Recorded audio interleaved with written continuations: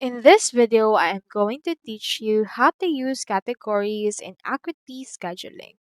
So in here, we have in here the website.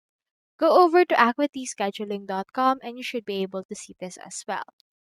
In there, you have two options. You can either sign up or log in.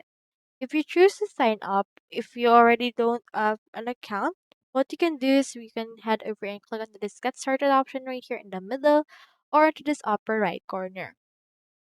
Now, if you already have a Squarespace or an Acuity account, click onto this login option. Once you have successfully logged in, you should be able to see this.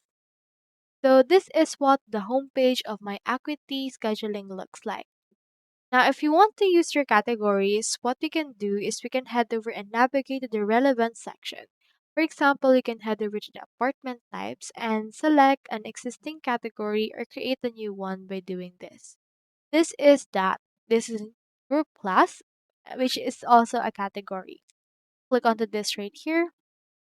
Input right here new type of class. For example, let's put in here therapy. You can input right here the duration. And in here, you can see the category option.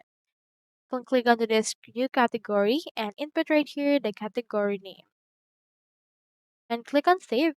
And this category will now be successfully added. Now you can just proceed to create in here this new schedule or appointment type or packages that you have, and then click on this create option right here in order to successfully save it. Now you also have the option to do this as well on the packages option and not just on the appointment types option that we can see right here.